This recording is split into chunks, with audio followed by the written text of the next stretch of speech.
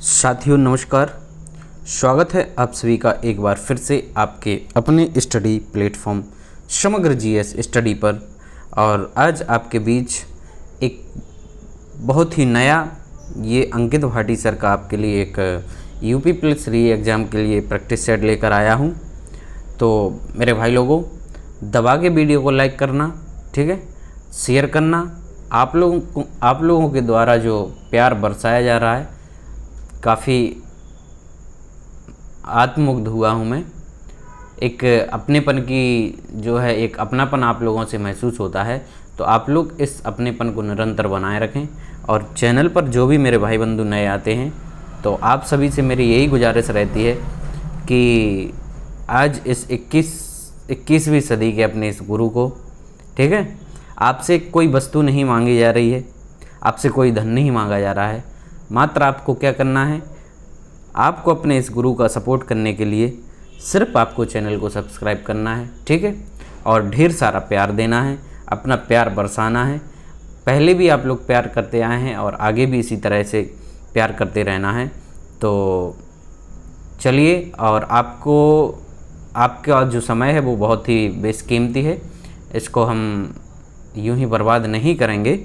तो चलिए शुरू करते हैं और देखते हैं हम अपना आज का पहला प्रश्न, ठीक है। और हम जानते हैं कि हमारी जो पुलिस भर्ती परीक्षा है, इसमें आपका हिंदी और जीके जीएस का, ठीक है, मतलब हिंदी और जीके जीएस से आपका 50% पोर्शन जो है कवर होता है, जो कि आपके सिलेक्शन में अपनी काफ़ी महत्वपूर्ण भूमिका निभाता है। तो आप लोगों को ये जो पोर्शन है इसको अच्छे से तैयार करना है, ठीक है। तो चलिए देखते हैं क्या है हमारा पहला प्रश्न। पहला प्रश्न है, कह रहे हैं कि पर्याय शब्दों का कौन सा समूह सही नहीं है, ठीक है। तो पर्यायवाची शब्दों का यहाँ पर समूह दिया गया है, हमें बताना कौन सा सही नहीं है। पहला कह रहे पाठशाला, विद्यालय, स्कूल, ठीक है, ये तो सही हो गया। नारी, महिला, औरत, ये भी सभी सही हैं। तीसरा कह रहे पहाड़, पर्वत और पुस्तक, तो पहाड़ पर्वत ये तो सही है, पुस्तक जो है पहाड़ का पर्यायवाची नहीं होता है। तो हमारा राइट आंसर यहाँ पर कौन सा हो जाता है, ऑप्शन नंबर सी, ठीक है।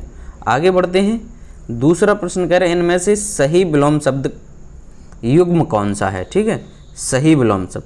तो आदान प्रदान पहले ही हमें यहाँ पर सही मिल गया, ठीक है। आदान का जो है प्रदान होता है, बाकी ये सारे गलत हैं। करेक्ट आंसर हो जाता है हमारा ऑप्शन नंबर ए। आगे बढ़ते हैं। कह रहे मैं रोज पढ़ता हूँ, वाक्य में क्रिया विशेषण का भेद है। रोज पढ़ना मतलब ये आपका एक काल को दर्शा रहा है, ठीक है, काल को दर्शा रहा है। तो यहाँ पर हो जाएगी आपकी कालवाचक क्रिया विशेषण, ठीक है। कालवाचक क्रिया विशेषण मतलब जिस क्रिया विशेषण से हमें ये पता चले, ठीक है, मतलब कि ये जो क्रिया हो रही वो किस समय हो रही, यानी समय की सूचना हमें जहाँ पर मिले वहाँ पर हमारा क्या होगा, कालवाचक क्रिया विशेषण। जैसे यहाँ पर दिया हमारा रोज, रोज हुआ, आज, तब, परसों, ठीक है। जहाँ पर हमें समय का बोध हो तो हम वहाँ पर हमारी क्या होगी, कालवाचक क्रिया विशेषण होती है मेरे भाई, ठीक है। आगे बढ़ते हैं। फोर्थ क्वेश्चन कह रहे हैं कि चमक उठी सन 57 में, वो तलवार पुरानी थी, रस भेद बताइए, ठीक है। तो यहाँ पर हमें इस लाइन को पढ़कर हमारे अंदर क्या है, एक उत्साह जाग जाता है, ठीक है। तो जब हम किसी चीज़ को देखकर या किसी चीज़ को पढ़कर हमारे अंदर जो उत्साह का भाव उत्पन्न होता है, तो ऐसी जगह पर हमारा क्या होता है, वीर रस होता है, ठीक है। और वीर रस का जो स्थायी भाव होता है वो क्या होता है, उत्साह होता है, ठीक। तो इस लाइन को हमें पढ़कर यहाँ पर क्या हमारे मन में चमक उठी सन 57 में, वो तलवार पुरानी थी, यहाँ पर हमें अपने आप से ही उत्साह की अनुभूति होने लगती है। तो वीर रस हो जाएगा यहाँ पर, ठीक है। करेक्ट आंसर होगा हमारा ऑप्शन नंबर बी। पांचवा प्रश्न है कि माँ ने बाजार से कपड़ा खरीदा, ठीक, माँ ने बाजार से कपड़ा खरीदा, रेखांकित का कारक बताइए, ठीक है। यहाँ कपड़ा को रेखांकित किया है, आपको से मतलब नहीं है, ठीक है।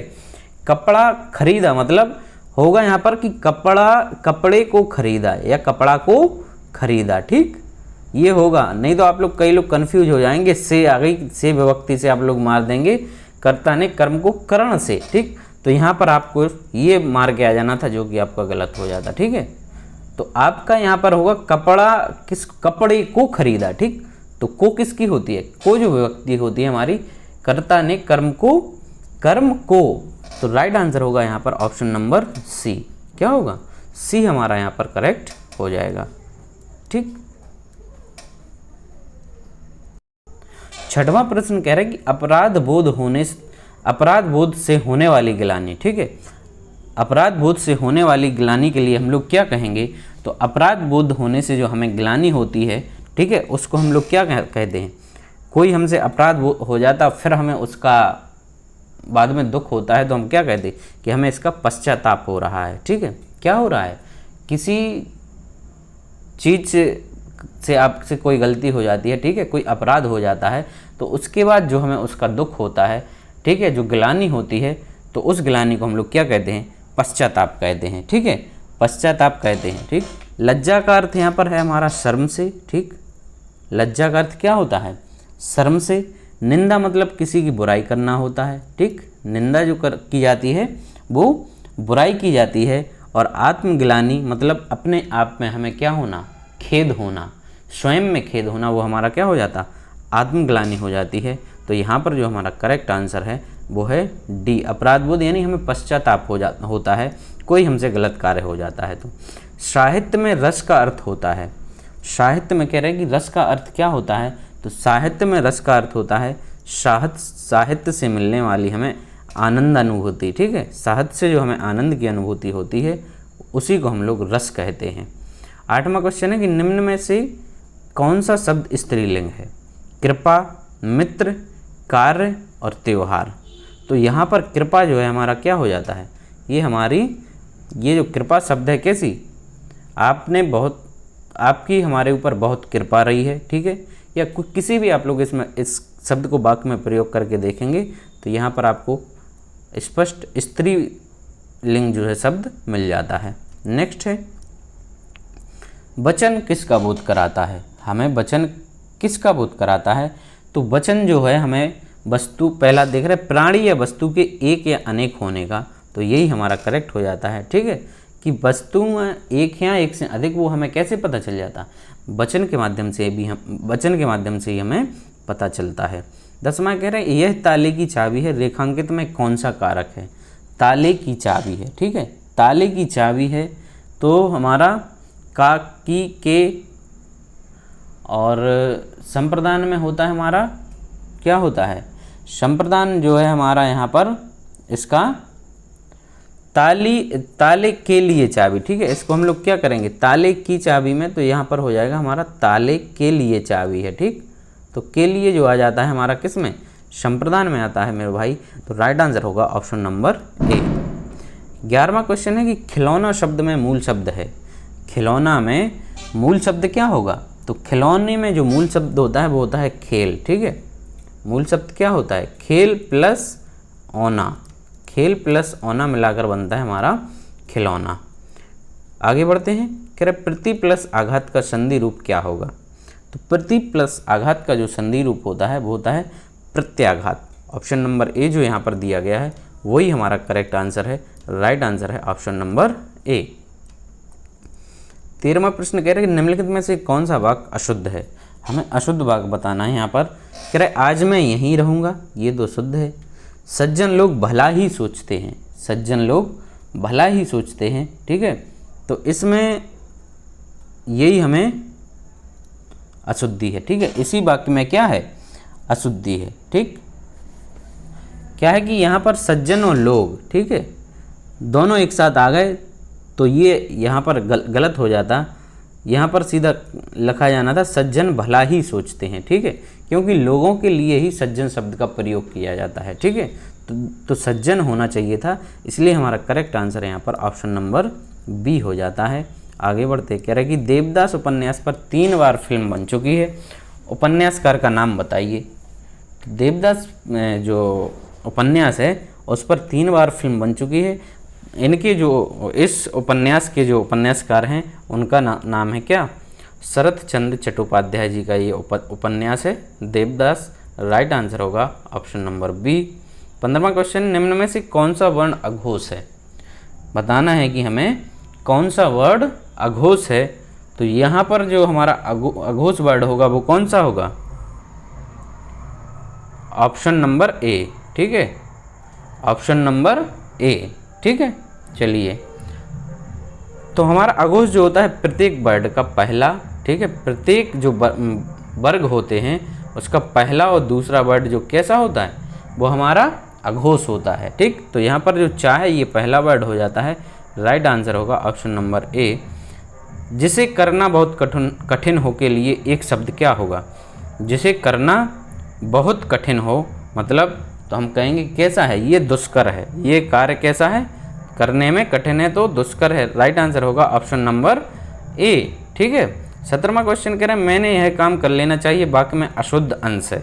मैंने यह, तो यहाँ पर जो है अशुद्ध अंश हो गया हमारा कौन सा, मैंने ही हो गया, ठीक। मैंने नहीं कहा जाएगा, यहाँ पर कहा जाएगा मुझे यह कार्य कर लेना चाहिए, राइट आंसर हो जाएगा ऑप्शन नंबर ए। 18वां क्वेश्चन है कि निम्नलिखित में से अव्यय है, अव्यय क्या है यहाँ पर, वर्तमान, नया, तथा और सुंदर, ठीक। तो अव्यय हमने बताया था कि जिन शब्दों में लिंग वचन कारक का कोई प्रभाव ना पड़े वो क्या कहलाते हैं, अव्यय कहलाते हैं। तो यहाँ पर हमारा जो तथा दिया गया है, ठीक है, इस पर आपका लिंग वचन कारक आदि किसी भी चीज़ का प्रभाव नहीं पड़ सकता है, ठीक है। आप तथा को तथो नहीं लिख सकते, ठीक। नया को आप नए लिख सकते हैं, सुंदर को सुंदरी, ठीक है। क्या है कि लिंग के आधार पे आप किसी भी आधार पर इसको आप बदल सकते हैं, लेकिन तथा को आप नहीं बदल सकते। तो यहाँ पर अव्यय जो होगा हमारा तथा हो जाएगा। 19वां क्वेश्चन है कि रामधारी सिंह दिनकर को किस कृति पर साहित्य अकादमी पुरस्कार मिला था, ठीक है। तो रामधारी सिंह दिनकर जी को जो साहित्य अकादमी पुरस्कार मिला था वो मिला था किस पे, संस्कृति के 4 अध्याय, राइट आंसर क्या होगा ऑप्शन नंबर सी, संस्कृति के 4 अध्याय यहाँ पर हमारा करेक्ट आंसर हो जाता है। 20वां कह रहे हैं निम्नलिखित में से अशुद्ध वाक्य छांटिए। कृष्णा जी के अनेकों नाम हैं, अशुद्ध वाक्य हमें यहाँ पर बताना है, तो कृष्णा जी के अनेकों नाम हैं, यही हमारा, ठीक है, अशुद्ध हो जाता है। तो करेक्ट आंसर होगा ऑप्शन नंबर ए, ठीक है। अनेकों में कभी जो अनेकों, अनेक का बहुवचन यहाँ पर इन्होंने अनेकों कर दिए, ठीक है, तो अनेकों नहीं होना चाहिए। जो राइट आंसर मतलब करेक्ट जो वर्ड बनता हमारा वो होता कृष्णा जी के अनेक नाम है, ठीक है, अनेक नाम। ये अनेक शब्द जो है वो खुद बहुवचन को रिप्रेजेंट करता है, ठीक है, यानी एक से अधिक हो तो उसी के लिए इस अनेक शब्द का हम लोग प्रयोग करते हैं। तो करेक्ट आंसर हमारा यहाँ पर बन जाएगा ऑप्शन नंबर ए, यहाँ पर अशुद्ध दिया गया है।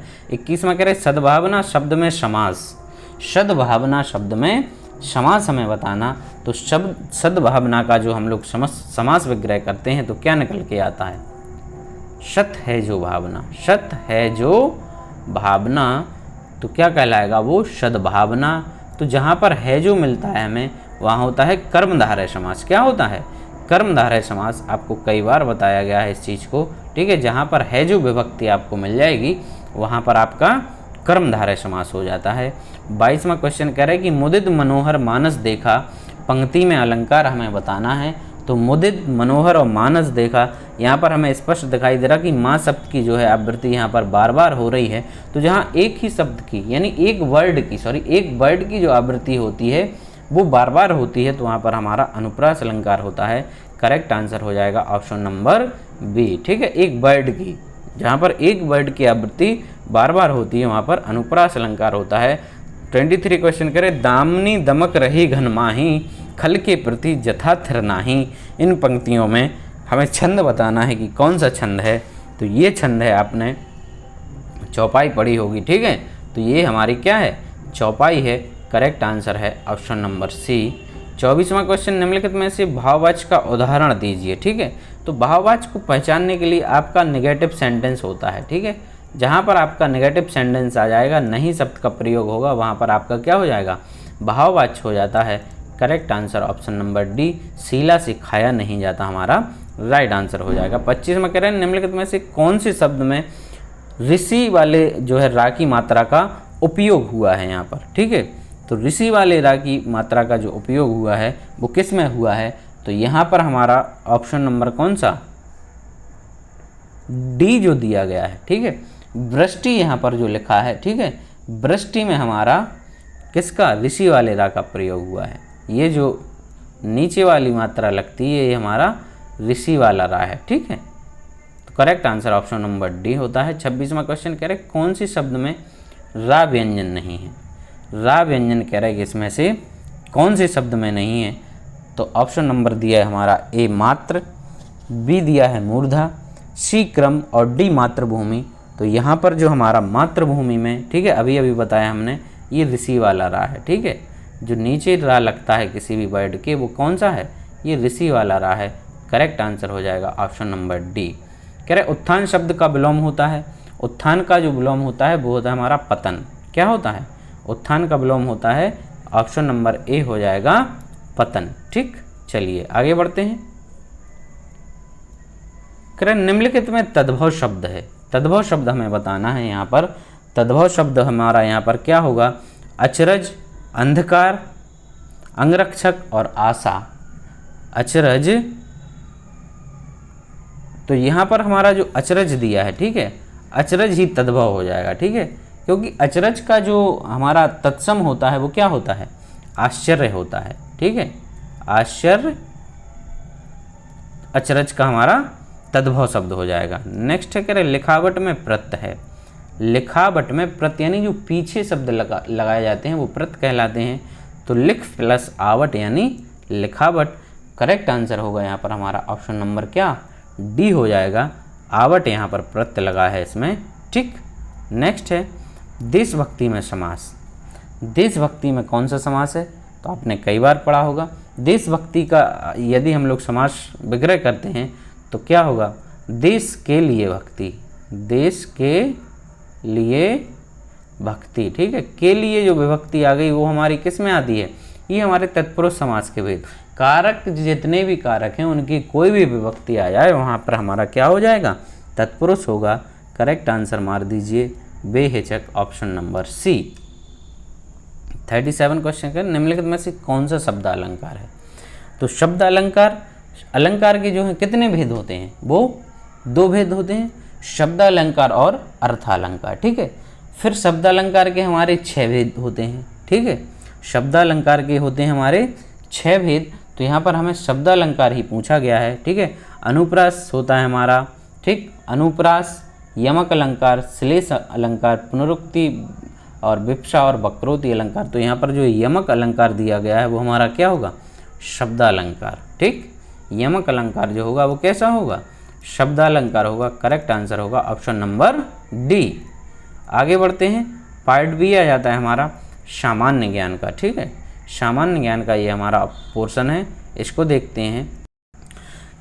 क्वेश्चन है हमारा कि वनडे विश्व कप इतिहास में, वनडे विश्व कप में भारत की ओर से सबसे ज़्यादा विकेट लेने वाले गेंदबाज हाल ही में कौन बने हैं। ठीक है, तो वनडे जो विश्व कप है उसमें इस बार जो विकेट लेने का कीर्तिमान रचा है, ठीक है, तो वो रचा है किसने, मोहम्मद शमी ने।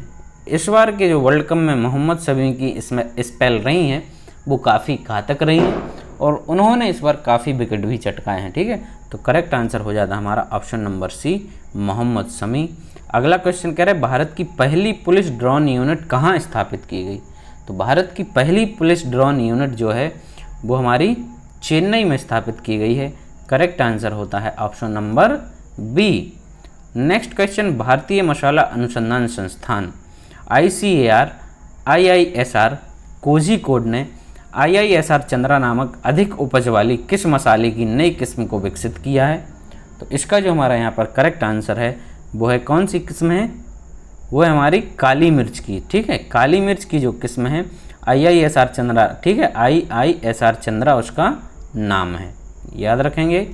नेक्स्ट क्वेश्चन है, 14 अक्टूबर 2023 को 141वीं अंतर्राष्ट्रीय ओलंपिक समिति IOC यानी इंटरनेशनल ओलंपिक कमेटी की बैठक का आयोजन किस शहर में किया गया था। तो इसका जो हमारा करेक्ट आंसर होता है यहाँ पर वो है हमारा क्या, मुंबई। ठीक है, राइट आंसर क्या हो जाएगा, मुंबई। ठीक, चलिए आगे बढ़ते हैं। कह रहे अम्बुबाची मेला कहाँ आयोजित किया जाता है। अम्बुबाची मेला कहाँ आयोजित किया जाता है, तो ये होता है कहाँ पर, गुवाहाटी में। ठीक है, कहाँ होता है, गुवाहाटी में। ठीक, वहाँ पर एक कामाख्या देवी का मंदिर है। ठीक, उस मंदिर के पास इस मेले का जो है आयोजन किया जाता है। करेक्ट आंसर हो जाता है हमारा ऑप्शन नंबर डी। आगे बढ़ते हैं, फटाफट स्पीड में कर रहे हैं हम सारे क्वेश्चन। फियरलेस गवर्नेंस पुस्तक के लेखक कौन हैं? फियरलेस गवर्नेंस जो है पुस्तक, उसके लेखक कह रहे हैं कि कौन है, तो फियरलेस गवर्नेंस की जो पुस्तक है उसकी लेखक कौन है? किरण बेदी। ठीक है, राइट आंसर क्या हो जाएगा? Option number A, Kiran Bedi. Next, Christ the Redeemer प्रतिमा किस देश में स्थित है? क्राइस्ट द रिडीमर प्रतिमा किस देश में स्थापित है? तो ये हमारी कहाँ पर? ब्राज़ील में। राइट आंसर होता है ऑप्शन नंबर डी। क्या होगा? ऑप्शन नंबर डी, ये ब्राज़ील में स्थापित है। ठीक है, चलिए 45वां क्वेश्चन है, प्रसिद्ध पर्वतीय पर्यटन स्थल कोडाई कनाल ... पर स्थित है। कोडाई कनाल कह रहे कहाँ पर स्थित है? तो कोडाई कनाल जो है वो पलनी पर्वत पर स्थित है। कहाँ पर है? पलनी पर्वत पर स्थित है। ठीक है, और ये कहाँ पर है? ये हमारा तमिलनाडु में है। पलनी पर्वत जो है तमिलनाडु में। ठीक, तमिलनाडु में जो मदुरई है, मदुरई के पास पश्चिमी घाट पर ये हमारी पर्वतीय श्रृंखला वहाँ पर मौजूद है। ठीक, नेक्स्ट है, भारत में कितनी भाषाओं को शास्त्रीय भाषाओं का दर्जा प्राप्त है? तो भारत में कुल 6 शास्त्रीय भाषाएं हैं। कितनी हैं? कुल 6 भाषाओं को शास्त्रीय भाषाओं का दर्जा प्राप्त है। ठीक, चलिए, और वो शास्त्रीय भाषाएं हैं कौन कौन सी, तो एक बार आपको बता दें हम। ठीक, पहली जो है तमिल, शास्त्रीय भाषा तमिल है। संस्कृत है, आप चाहें तो नोट कर सकते हैं इनको, संस्कृत है। कन्नड़ है, ठीक है, और मलयालम है। ठीक, तमिल, संस्कृत, कन्नड़, तेलुगु भी है। ठीक, तेलुगु है, और लास्ट में हमारी है उड़िया। ठीक है, उड़िया। तमिल को जो है शास्त्रीय भाषा घोषित किया गया था 2004 में, संस्कृत को किया गया था 2005 में, कन्नड़ को किया गया था हमारा 2008 में। ठीक है, कन्नड़ को, और मलयालम को 2013 में, तेलुगु को भी 2008 में। आप चाहें तो इसको यहाँ पर शिफ्ट कर सकते हैं। ठीक है, तेलुगु को कन्नड़ के नीचे लगा लीजिए। उड़िया जो है, उड़िया को किया गया था 2014 में। तो अब तक ये 6 शास्त्रीय भाषाएं हैं। ठीक, चलिए नेक्स्ट है, मिजोरम की राजधानी कौन सी है? तो मिजोरम की राजधानी सिंपल है, आइजोल है। करेक्ट आंसर होगा हमारा ऑप्शन नंबर ए। मिजोरम की जो राजधानी है वो है आइजोल। फिर कह रहे निम्नलिखित में से कौन ऑस्कर पुरस्कार पाने वाले पहले भारतीय हैं? ऑस्कर पुरस्कार जो सबसे प्रथम पहली बार मिला था वो किसे मिला था? तो वो मिला था भानु अथैया को। ठीक है, भानु अथैया को सबसे पहले क्या मिला था? ऑस्कर पुरस्कार मिला था। ठीक है, और इनको किस फिल्म के लिए मिला था? तो इनको गांधी फिल्म के लिए। ठीक है, 1983 में एक फिल्म बनी थी गांधी। उस फिल्म में कॉस्ट्यूम जो डिजाइनिंग की गई थी, ठीक है, कॉस्ट्यूम डिजाइनिंग के लिए इनको ऑस्कर पुरस्कार दिया गया था। ठीक, चलिए, उत्तर प्रदेश में सबसे लंबी नहर कौन सी है? उत्तर प्रदेश में सबसे लंबी नहर जो है वो कौन सी है? तो यह है हमारी शारदा नहर। ठीक है, उत्तर प्रदेश की जो सबसे लंबी नहर है वो है शारदा नहर। ठीक है, चलिए आगे बढ़ते हैं। कह रहे वाराणसी के काशी विश्वनाथ मंदिर का निर्माण किन के द्वारा किया गया था? तो वाराणसी का जो काशी विश्वनाथ मंदिर है उसका निर्माण किया गया था रानी अहिल्याबाई के द्वारा। किसके द्वारा? रानी अहिल्याबाई के द्वारा काशी विश्वनाथ मंदिर का जो है निर्माण कराया गया था। ठीक है, राइट आंसर होगा ऑप्शन नंबर ए। आगे बढ़ते हैं, निम्नलिखित में से कौन सा सही सुमेलित नहीं है? कह रहे इसमें हमें बताना है कि कौन सा सुमेलित नहीं है सही। उत्तर प्रदेश का सबसे पुराना विश्वविद्यालय इलाहाबाद विश्वविद्यालय, करेक्ट है ये तो हमारा। ठीक है, नौचंदी मेला कह रहे मेरठ में लगता है, सही बात है, मेरठ में लगता है। भारत कला भवन जो है वो कह रहा है वाराणसी में है, ये भी सही है। और चौरसिया नृत्य कह रहे मुरादाबाद। ठीक है, तो चौरसिया नृत्य जो है वो मुरादाबाद का नहीं है। करेक्ट आंसर इसका क्या बन जाएगा हमारा? ऑप्शन नंबर डी यहाँ पर करेक्ट हो जाता है। चौरसिया जो नृत्य होता है वो जौनपुर का है।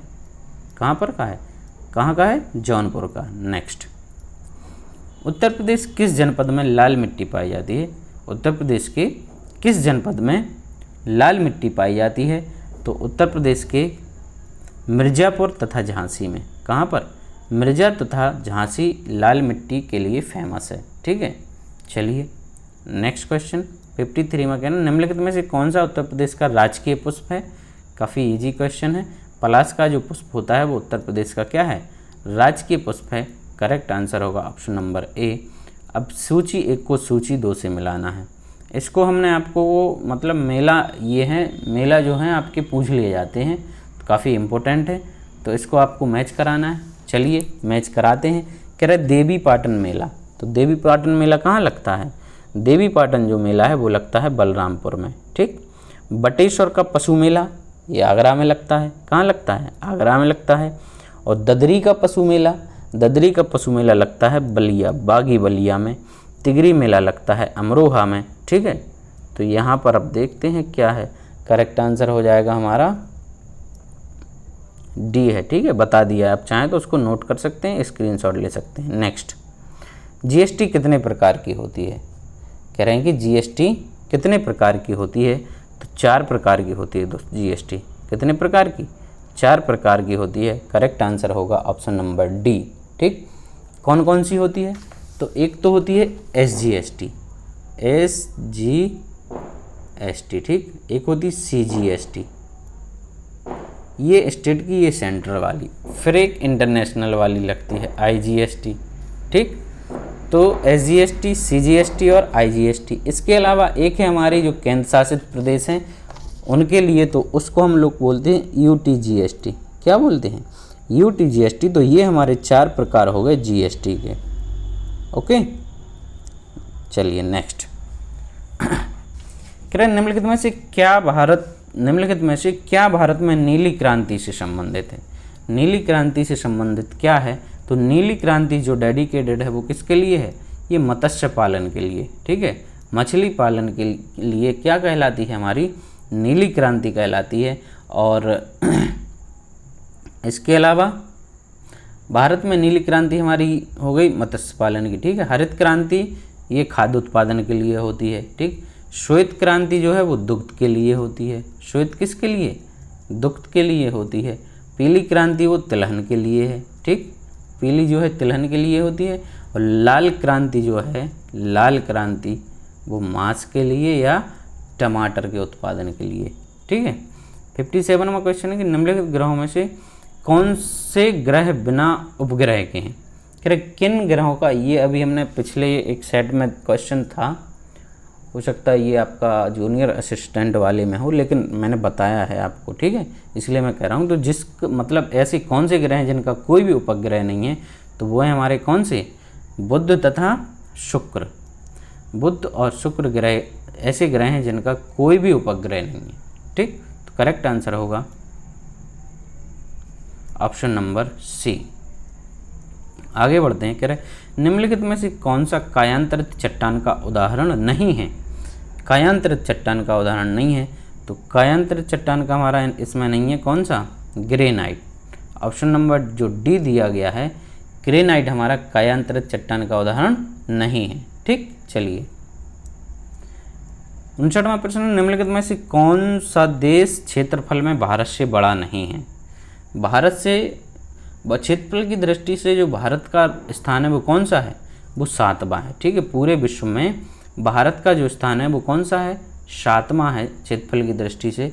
तो भारत से ऊपर लगभग मतलब कितने देश होंगे? तो 6 देश होंगे। ठीक, तो उसमें हमारा पहला आ जाता है रूस। ठीक, रूस भारत से बड़ा है, कनाडा भी बड़ा है और यूएसए भी बड़ा है। ठीक है, इसके अलावा चाइना है, ब्राज़ील और ऑस्ट्रेलिया है। यहाँ पर जो फ्रांस दिया गया है हमारा, ये क्षेत्रफल की दृष्टि से भारत से कैसा है? छोटा है। ठीक है, फ्रांस जो है वो भारत से छोटा है। तो भारत से जो बड़े 6 देश हैं हमारे, उसमें रूस, कनाडा, यूएसए, ठीक है, चाइना, ब्राज़ील और ऑस्ट्रेलिया। ठीक है, चलिए 60वां प्रश्न कह रहे हैं निम्नलिखित में से कौन सी नदी भ्रंश यानी रिफ्ट घाटी में प्रवाहित होती है? तो रिफ्ट या नदी भ्रंश घाटी में प्रवाहित होती है हमारी, वो है ताप्ती नदी। कौन सी? ताप्ती नदी यहाँ पर हमारा करेक्ट आंसर हो जाता है, डी वाला। ठीक है, नेक्स्ट है करे वेदत्रिय किसे कहते हैं? वेदत्रिय किसे कहते हैं? तो वेदत्रिय हमारे यानी 3 वेद हैं जो जिनका समूह है, वो कौन कौन से हैं? ऋग्वेद, यजुर्वेद और सामवेद। राइट आंसर होगा ऑप्शन नंबर ए। क्या हो जाएगा? ऑप्शन नंबर ए। 62वां प्रश्न है, राष्ट्रकूट वंश का संस्थापक कौन था? राष्ट्रकूट जो वंश था, क्या उसका संस्थापक कौन था? तो राष्ट्रकूट वंश का जो संस्थापक था वो था हमारा ऑप्शन नंबर ए, दंती दुर्ग। क्या कौन था? दंती दुर्ग करेक्ट आंसर होगा। नेक्स्ट कह रहे हैं कि निम्नलिखित सुल्तानों में से किसे अन्य के ऊपर से कर समाप्त करने के लिए जाना जाता है? तो अन्य के ऊपर से जो कर समाप्त किया था वो था किसने? सिकंदर लोदी के द्वारा ये इसको समाप्त किया गया था। राइट आंसर हो जाता है ऑप्शन नंबर ए। आगे बढ़ते हैं, करें निम्नलिखित में से किसने वर्ष 1784 ईस्वी में एशियाटिक सोसाइटी ऑफ बंगाल की स्थापना की थी? एशियाटिक सोसाइटी ऑफ बंगाल की जो स्थापना की थी वो की थी सर विलियम्स जॉन ने। ठीक है, सर विलियम जॉन्स के द्वारा इसकी स्थापना की गई थी। आगे बढ़ते हैं,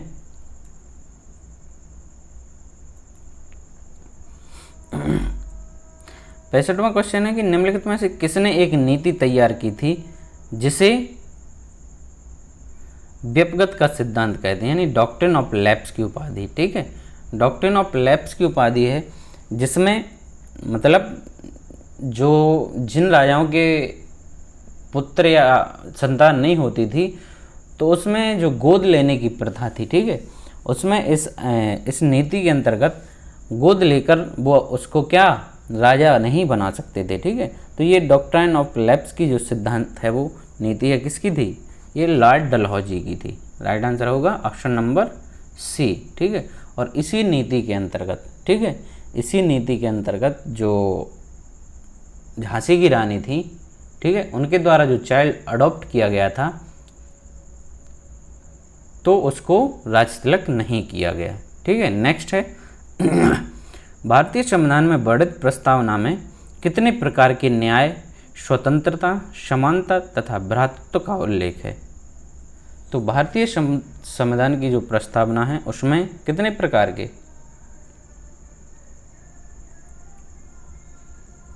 1 2 3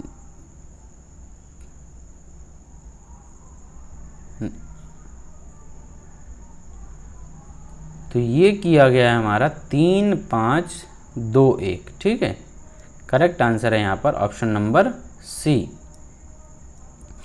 67वां कह रहे भारतीय नागरिकता निम्नलिखित में से किससे प्राप्त नहीं की जा सकती है? जन्म से तो मिल जाती है। ठीक है, नागरिकता जन्म से मिल जाती है, देशीयकरण से मिल जाती है। कह रहे भारतीय बैंक में धन जमा करके, ऐसा कुछ नहीं है, धन जमा करने से आपको नागरिकता नहीं मिलेगी। तो राइट आंसर यहाँ पर होगा आपका ऑप्शन नंबर सी। निम्नलिखित में से कौन सा राज्य सबसे अधिक प्रतिनिधि लोकसभा में भेजता है? तो हमारा उत्तर प्रदेश ही भेजता है। कितने? 80। नेक्स्ट है निम्नलिखित में से किस समिति द्वारा पंचायती राज को संवैधानिक स्थिति प्रदान करने की संस्तुति की गई थी? तो वो हमारी समिति यहाँ पर MM सिंघवी समिति। कौन सी है? LM सिंघवी समिति। ठीक है, करेक्ट आंसर क्या हो जाएगा हमारा? Option number C. ठीक, चलिए 70वां क्वेश्चन, निम्नलिखित में से भारतीय संविधान के किस अनुच्छेद के द्वारा भारत का राष्ट्रपति मूल अधिकारों के कार्यान्वयन को स्थगित कर सकता है? अनुच्छेद 20 तथा अनुच्छेद 21 के अतिरिक्त। ठीक है, तो ये जब इमरजेंसी लगेगी तो आपकी इमरजेंसी कब लगती है? आर्टिकल 359 के तहत। ठीक है, तो उस समय आपके जो है मूल अधिकार क्या होते हैं? स्थगित हो जाते हैं। नेक्स्ट है निम्नलिखित में से कौन सा फूल का नर हिस्सा होता है? फूल का जो नर हिस्सा होता है उसको क्या कहते हैं? तो उसको हम लोग कहते हैं पुष्प केसर। क्या कहते हैं? पुष्प केसर जो है वो फूल का कौन सा हिस्सा होता है? नर हिस्सा होता है। 72वां है कि कॉर्निया के पीछे एक गहरे रंग की पेशीय संरचना होती है जिसे क्या कहा जाता है? तो कॉर्निया के पीछे की जो होती है वो होती है क्या? आइरिस या परितारिका। ठीक है, कॉर्निया के पीछे जो एक गहरे रंग की पेशीय संरचना होती है, आइरिस हम लोग उसको कहते हैं। ठीक है, आइरिस या हमारे आँखों की जो पुतली है। नेक्स्ट है, भूकंप के दौरान कंपन को मापने के लिए किस यंत्र का प्रयोग किया जाता है? तो भूकंप मापी जो यंत्र है हमारा वो है कौन सा? सिस्मोग्राफ। सिस्मोग्राफ के द्वारा हम लोग भूकंप को मापते हैं। करेक्ट आंसर होगा ऑप्शन नंबर सी। 74वां क्वेश्चन है कि निम्न में से कौन सा विटामिन सी का सर्वाधिक प्रचुर स्रोत है? तो सबसे अधिक जो विटामिन सी आपको मिलेगा वो मिलेगा किसमें? आंवला में। ठीक है, और विटामिन सी हमें खट्टे फलों से मिलता है। ठीक है, खट्टे जो फल होते हैं उनसे हमें विटामिन सी प्राप्त होता है। लास्ट क्वेश्चन कह रहे समुद्री जल में कौन सा खनिज लवण प्रमुख मात्रा में घुला होता है? समुद्री जल में तो हमारा होता है सोडियम क्लोराइड। क्या होगा? NaCl जो होता है वो समुद्री जल में सर्वाधिक घुला रहता है। तो करेक्ट आंसर हो जाएगा हमारा option number D, sodium chloride. तो आई होप कि आपको वीडियो अच्छा लगा होगा। ठीक है, यदि अच्छा लगा है तो दबा के लाइक करिए और चैनल को सब्सक्राइब करना ना भूलिए। कल फिर मिलेंगे एक नए वीडियो के साथ, तब तक के लिए आप सभी का बहुत बहुत धन्यवाद।